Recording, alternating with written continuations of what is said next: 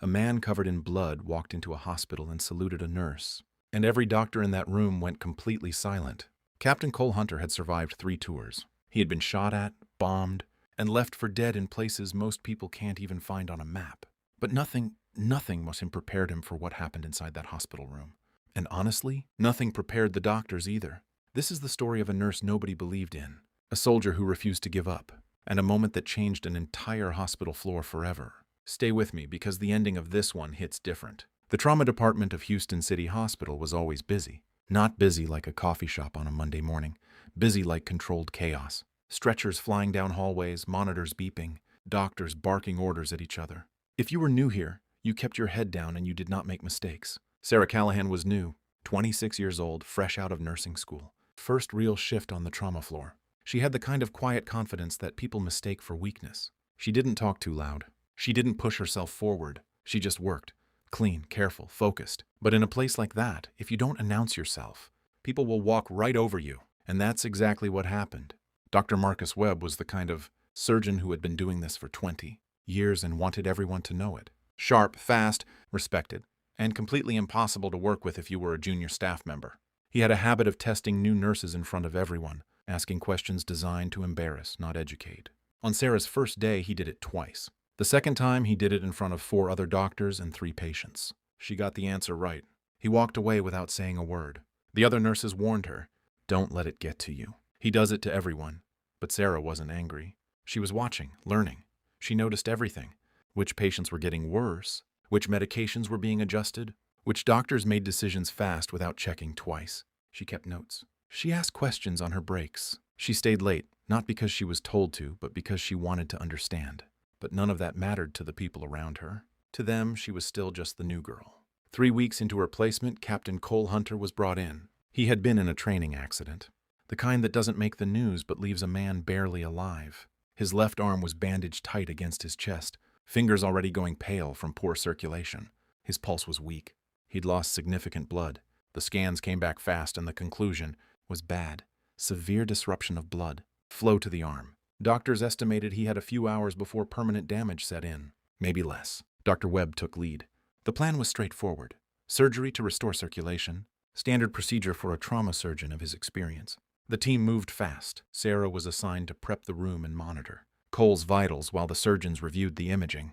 That's when something happened that nobody expected. Cole opened his eyes. He looked around the room slowly, the way people do when they're trying to figure out where they are. His gaze moved past the doctors, past the equipment, and stopped at Sarah. She was checking his IV line, calm, precise, not rushing. He watched her for a moment.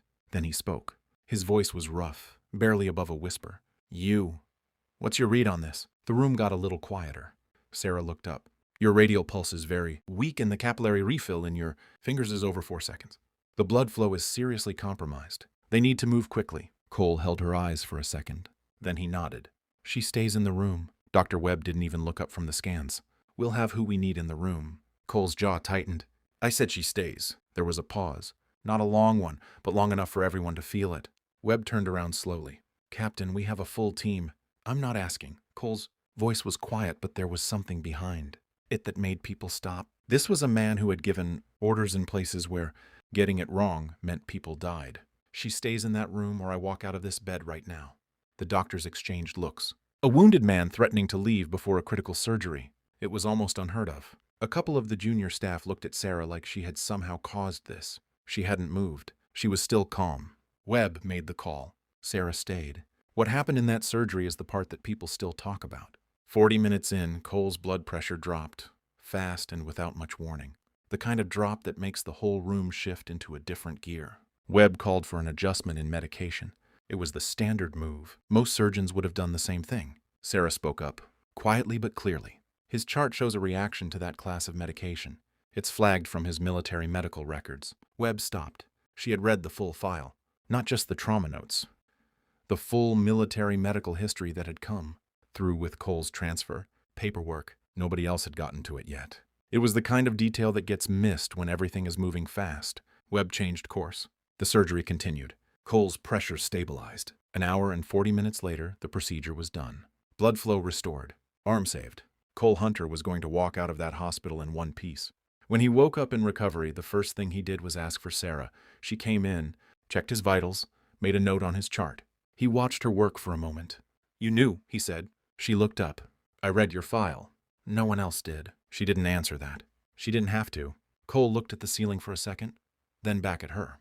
In the field, the person who saves you isn't always the one with the most medals. It's the one who paid attention when everyone else was looking somewhere else.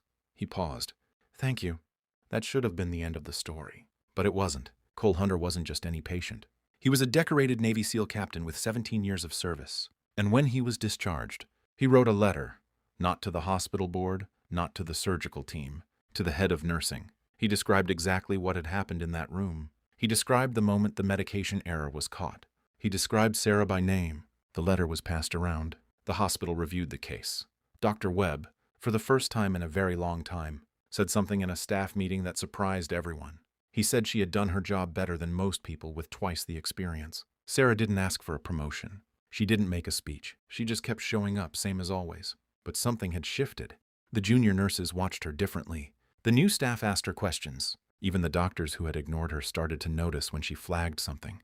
Research from the Agency for Healthcare Research and Quality shows that communication failures are involved in nearly 70% of serious medical errors. Not equipment failure, not surgical mistakes, communication.